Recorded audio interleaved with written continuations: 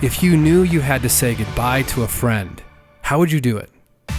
We chose to say goodbye to our beloved Jeep JKU Finn by going on one last adventure. What better way to memorialize the vehicle that was our gateway drug to overlanding and adventure Hi, kids. Hi. than to have one last hurrah, and an important one at that. We needed to map a route from Hell's Canyon through the Wallowas and down into Cove, Oregon to connect a critical piece of our new 1,000-mile overlanding route across Oregon from east to west. This section was impassable the first time we tried to run it, so we waited for the snows to melt to give it one last try, one last ride, and one last adventure in Finn. The Oregon American Overlander route is brought to you exclusively through OnX Offroad, an affordable, powerful, and easy-to-use mapping tool for your off-road and off-grid adventures. Click the link in the description of this video to get 20% off your annual subscription. So we are doing a little repair work right now. We're repairing some of the sections of the American Overlander route in Oregon that we didn't get right the first time. So here we are on the rim of Hell's Canyon with the Wallowas on one side, the Seven Devils on the other, all the wonderful Idaho mountains that I don't know the name of right behind me. And what we're gonna do tonight is set up camp, enjoy dinner, and then tomorrow we're gonna hit it hard looking at the spots where we didn't make it through on the Oregon AOR and fixing those routes. So it's gonna be a ton of fun. I'm glad you're here. Let's go figure it out. As the sun set behind the Wallowas in the west, it lit up the Seven Devils on the Idaho border to our east and cast an evening glow over the rest of the Hell's Canyon area that was intoxicating. I'd set up camp with Finn hundreds of times, and this night was no different. Each step was planned, practiced, and routine. Kate's parents, Jim and Carla, were with us on this trip in their two-door JK and Tough Stuff Alpha rooftop tent. Setting up camp has become a family affair. Everyone has a job, and many hands make light work. And after the last few things were set up, it was time for the fire. As a dad, sometimes you have to step back and let your kids try and fail. And my son has been trying to start a fire with a ferro rod for some time. But like everything else, practice makes improvement, even if it's not perfect. And hey, that's what dads are for, right? All right, Kate has made Impossible burgers. They are so good with some corn and potato salad. Right on. These are so good. I love this. It's good to burger. As evening set in and the clouds turned purple with golden edges, the Wallowas started calling my name.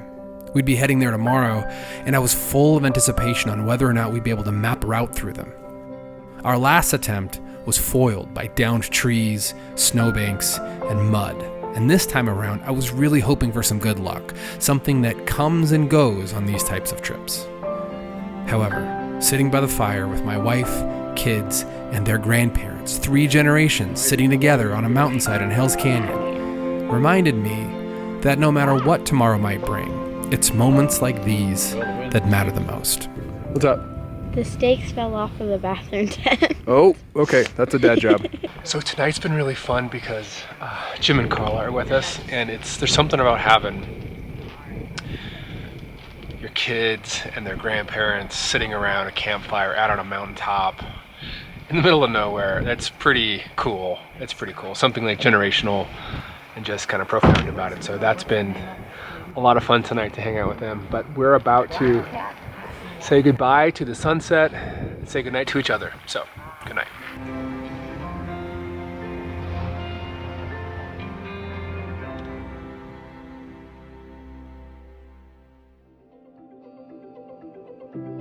The next morning was glorious. The layers of trees and mountains were on full display. Luck was in the air, except for one small hiccup.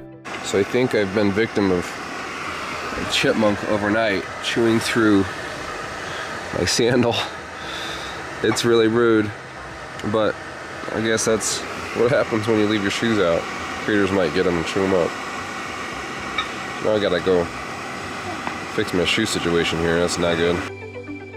The good news is I didn't have to walk very far to make coffee, the thing that improves almost any morning on the trail. And even though I had to limp over to my camp chair to sit and drink it, life was pretty good. In the grand scheme of things, a blown flip-flop is pretty small.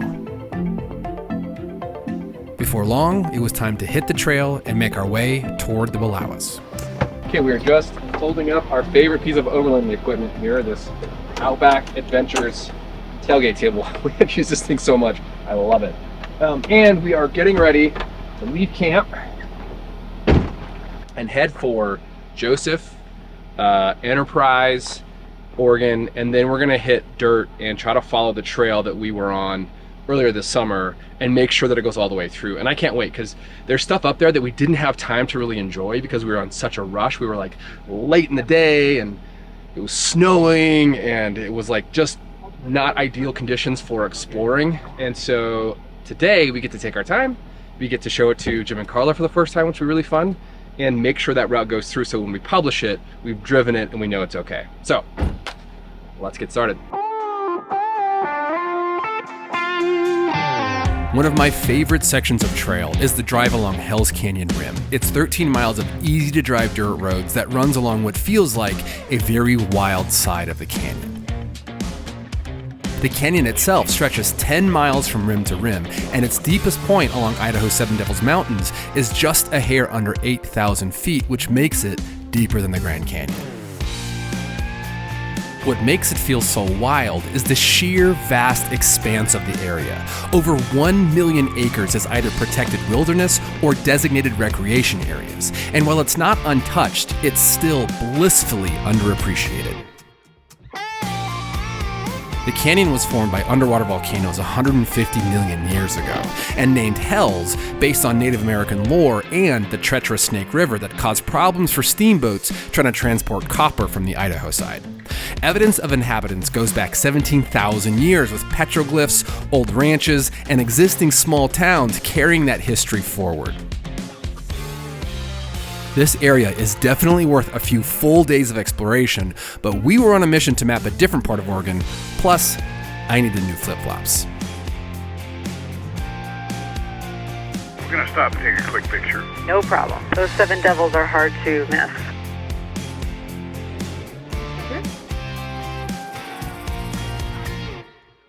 A quick stop at the Hells Canyon Lookout area is definitely worth your time. There's great information on the geology and wildlife of the area, walking trails, and bathrooms. And if you haven't caught it already, it offers fantastic views of the River Canyon.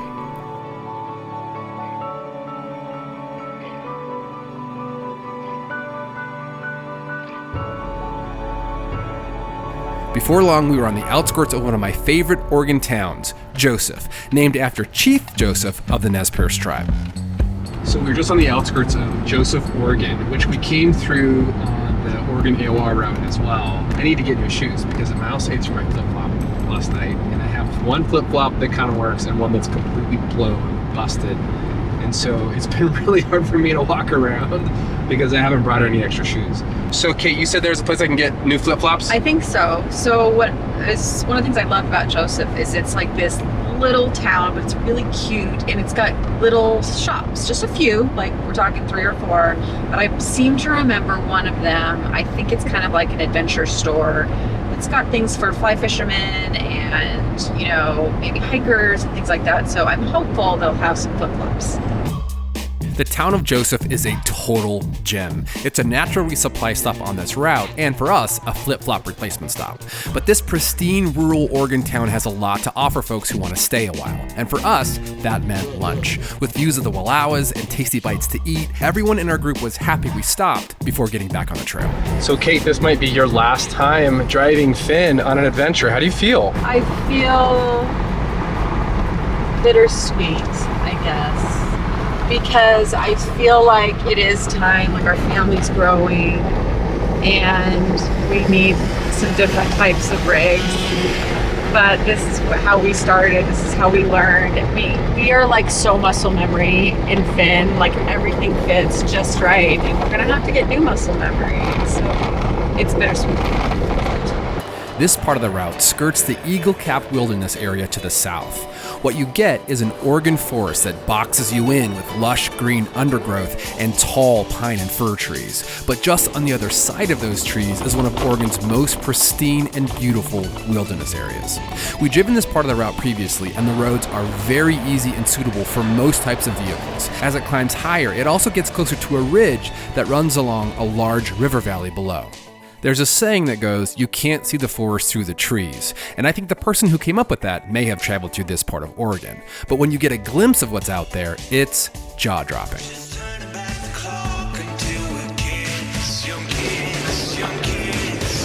Hey, have you guys seen any good campsites around here? No? No? Rude.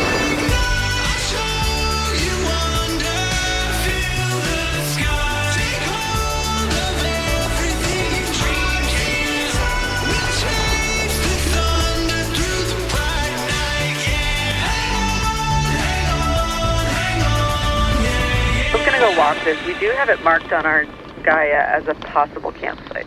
So Kate and I have like a rating system for campsites, like A, B, C, D. I mean, really, if it's beyond a C, it's just an F. And so we saw this when we were driving through on the Oregon American Overlander route, and we marked it as a place to come back and camp at. And it's got probably, I don't know, maybe the best view of the Wallowas. I mean, look at that. I mean, it's just incredible. So we were driving up, all these other campsites are full, this one's empty. We thought, wow, our luck changed, this is great, this campsite's open. However, there's a little bit of bad juju here. Let me show you what I mean. Come on over here. So as we were just kind of scoping out the campsite, as you always should, just walk the campsite, we noticed a few things, but mainly we noticed over here on the ledge is some flowers. And that's usually not a good sign that good things have happened here. So I went ahead and looked over the ledge, and there's car parts down there. And so to me, it looks like there was some sort of an accident, and maybe it was a deadly accident. And so as much as we want to stay here and enjoy this view, I think we want to let the dead rest and avoid bad juju. And I think we're just going to keep driving and find something else. Maybe not with this great view, but maybe with a little bit better energy.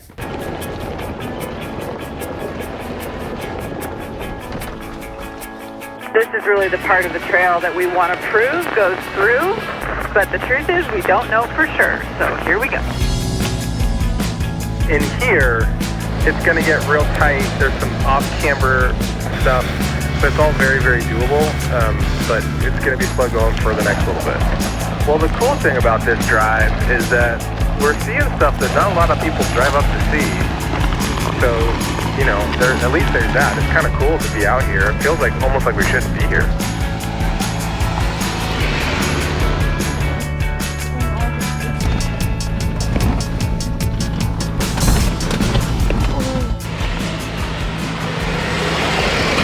Okay, we have now reached a turnaround point from the last time we were here when it was snowing and there were snowbanks, and we decided to turn around, and we wound up in a hotel that night because of a series of unfortunate events. And so now we're plowing forward. The road is in great shape. It's, you know, tight, off camber, washed out, all that stuff, but it's nothing that's too bad. And we're just looking for a campsite. So I think whenever we find a nice campsite, we're just gonna stop for the night. But in the meantime, it's kind of fun to see what lies beyond these trees and corners and downed trees, apparently. Okay, that's a campsite. Could work very well. You guys, I think this is gonna work. And there's a ton of wood, so it's definitely a used campsite. So come check it out. These levelers were actually a Christmas present from Jim and Carla one year. And they've been like one of the most useful things we've had overland, because you can stack them to level your rig, which we're doing right now. You can put them down and use them as like a shower mat if you want to. You can use them as a jack base if you get a flat tire and you need to put a jack on it. So like, levelers for the win. And a little team more. And stop. Want to go back? Nope, you're just right. Kate, wait. Kate, you think we're level? I do. Just gonna go for it? Go for it. All right. Got the Kate stamp of approval.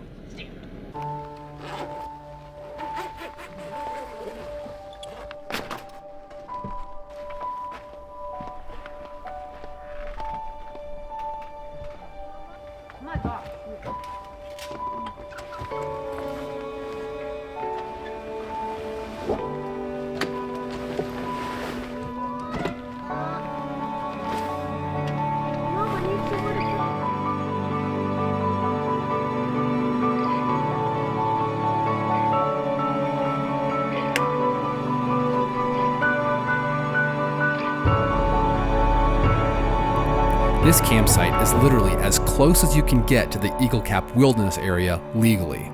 The signs for the wilderness area were just a few hundred feet from where we were. In terms of our rating system, this campsite, with its space, cover, established fire ring, and access to views, was definitely an A in our book. And it was right off the route, making it a perfect stop for the night. Well, this is a great campsite. On one hand, I wish that we could have had this experience when we first came through this with the whole group. We're doing this whole week-long American Overlander route Oregon thing. But on the other hand, it's kind of nice to have it to ourselves, just with our family and Jim and Carla. It's pretty neat to just have family here experiencing this, and this camp is wonderful. It's kind of a wild camp. It's not super used, but definitely has been organized by someone. Has little windows of views of the Wallowas, which are just incredible. And I, for one, am looking forward to campfire, good food, and really good company. So, Kate, what do you think of our campsite? I'm so happy we held out for this one. We ran into a couple and we were like, well, should we?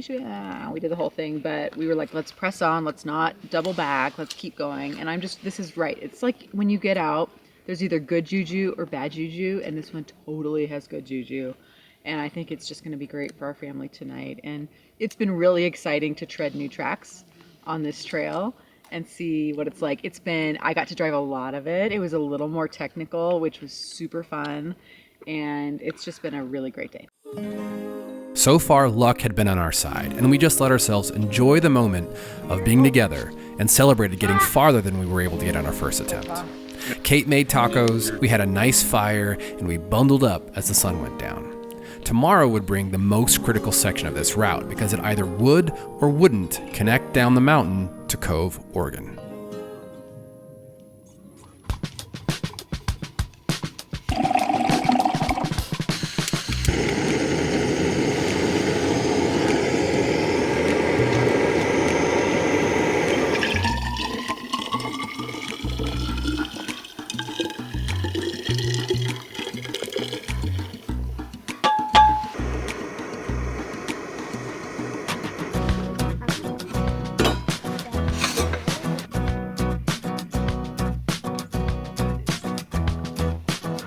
Morning. It is a beautiful stormy sky this morning. The forecast is calling for scattered showers.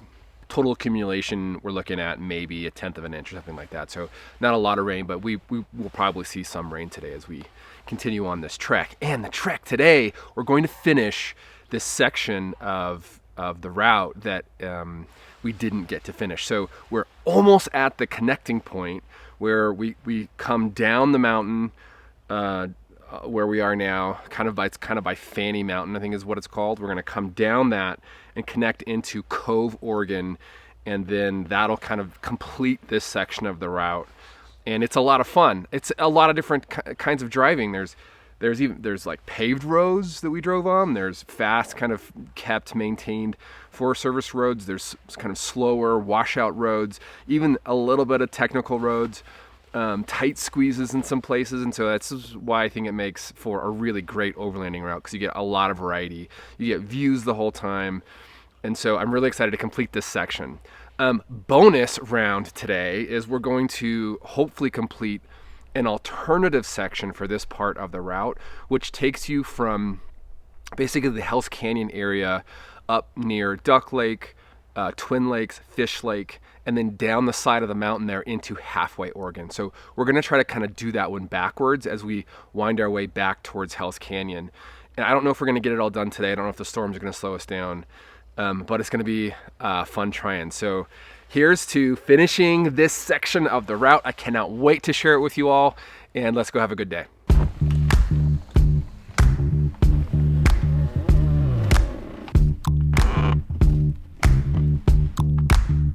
All right, Em, let's pick up some trash, buddy.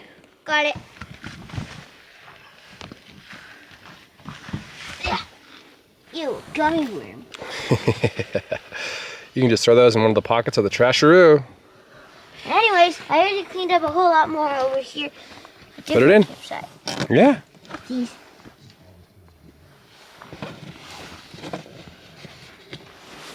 High five, buddy. You be better than you found it.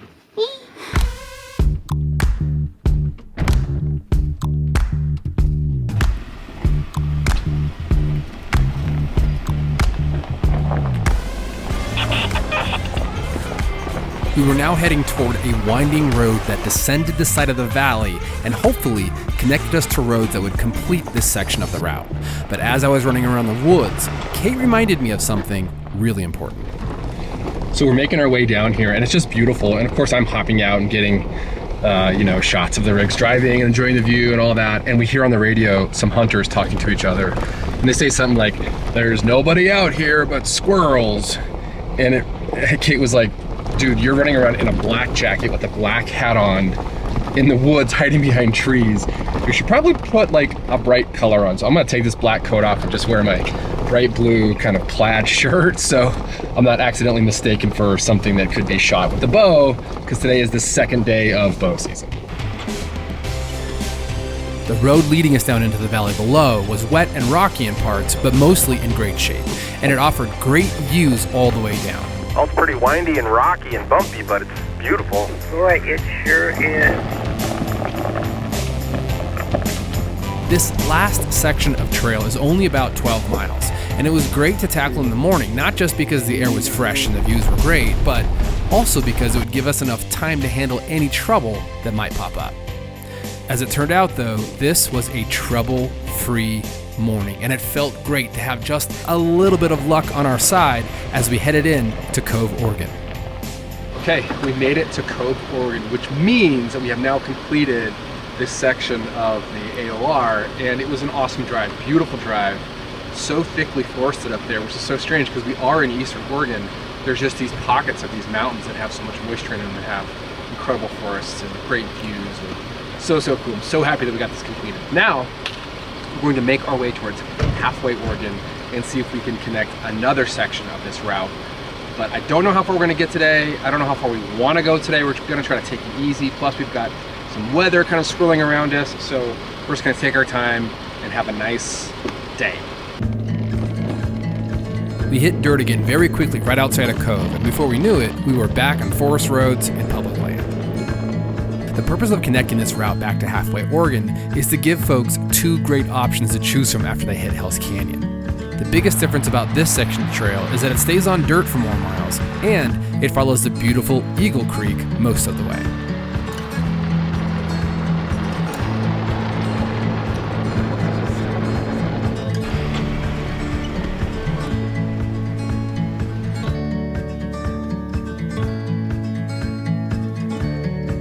Before long, we were ready to stop for lunch and found a nice little spot along the creek to take a break. Okay, we have just stopped for lunch. We're about halfway between Cove, Oregon and halfway Oregon, halfway to halfway. We're taking this route that I had drafted for the American Overlander Oregon route. That is like an alternate. It's more dirt than the one that we took over near Prominence Point. It runs the other side of the Wallowas, and you are just deep in the forest the whole time. So it's a lot of fun because the drive is actually a really nice drive. The road's in good shape and you're kind of winding through the forest. So it's really kind of fun to be immersed in the forest. It's a little bit less scenic so far, so there's not a lot of open places to get vistas and views of the Wallowas, but we'll see. We're about to drop down and I think have some more straight stretches of road. So hopefully we'll get some views when we get down there. But we found this really great little place to have lunch. It's just right on a creek, and it's a beautiful old creek that we're going to kind of go explore a little bit and have a bite. You can do it. Step on and step right off of it, just like a jump step, just like boing across it. 3,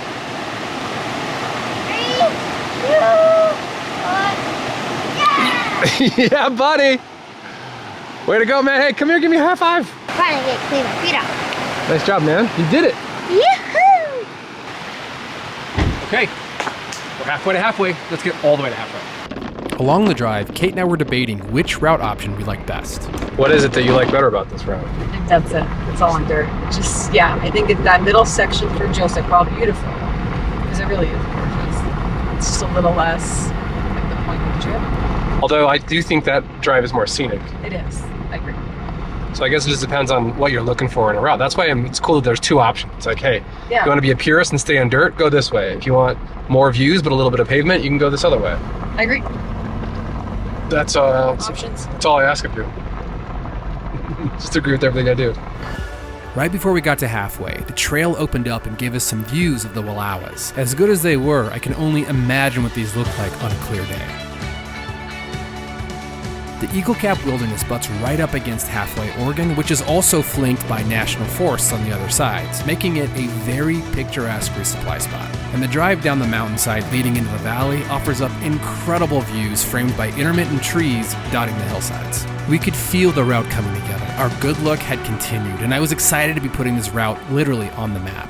However, as we approached halfway, our luck started to change. This is your friendly reminder to take it out of four-wheel drive if you have not already. Okay, you're seeing some troubling signs on the weather forecast. Yeah, so it's a flood watch. It says flooding caused by excessive rainfall continues to be possible. Excessive runoff may result in flooding of rivers, creeks, streams, and other low-lying flood-prone locations. May occur in poor drainage in urban areas. Thunderstorms late this afternoon through this evening will be capable of producing very heavy rainfall. You should monitor forecasts and be alert. I don't know. That doesn't sound very It good. doesn't. So much for our summer camping trip. Heck, you guys! Man, we've got We zero. live in a high desert. I know. We've gotten zero like summer camping days this year. It's all been stormy. Well, let's go maybe gas up in halfway here and make a decision on what we think is reasonable tonight. Yep. Here you go. What? Here you go, right here. This is. Do you see the gas station? Isn't this where I'm supposed to go? Yes. Well, what were you talking about then? I didn't was think you coming were. here. Okay, I didn't think you were pulling in, Oh. and so I was like, are you gonna go? Are you gonna go? Are you gonna go? We gassed up at halfway, and we made a plan. This is our last ditch effort to try and camp one more night. Really, I think what's going to happen is we're going to drive back home tonight because everyone is super tired. There's like a monsoon circling around us that's going to like create flash flooding and everything. And so even if we do camp with family, with in-laws, you know, you got to take these things into account. Probably going to be a wet night. So going to Brownlee Campground, and let me tell you about Brownlee Campground. I think it's the spookiest campground I've ever seen, partly because the last time I was there, it was like 2 in the morning with Kate. We were trying to find a place to sleep for the night, and we pulled in. We were going to set up camp. I walked around and I said, nope, we're going to keep driving. I don't care how late it is. This place spooks me out. So it'll be interesting to see if we feel differently about it this time.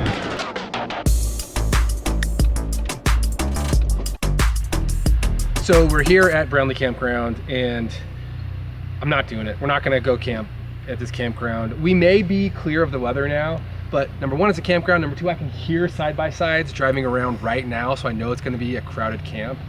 And number three, and most importantly, mission accomplished already. Like, we set out to make sure that the Oregon American Overlander route went through on the Wallowa side, and it did, and we drove it and we documented it, and I'm super excited about that. And so like, I don't feel like I need to prove anything else to just stay out and camp one more night, even though I love that. That's not like my ideal camping scenario. So I'm gonna call it. I'm gonna say mission accomplished. And let me say this. If you haven't seen the Oregon series, go watch it now. It is so much fun. It'll make a lot of sense when you see what we just did. If you go back and watch the Oregon movie or the Oregon series, it's a 3-part series. And if you're interested in doing this route from Hells Canyon all the way to the Pacific Ocean, stay tuned because that route is going to be published very, very soon. And it's going to be awesome. So until then, thanks for watching. I'm Will from Adventure to Rome. See you next time. But wait, what about Finn, you might ask? Well, I'm very happy to report that Finn found a new home with a young family that's already started going on adventures. And the best news of all, they decided to keep the name Finn. Well done, Finn. Well done.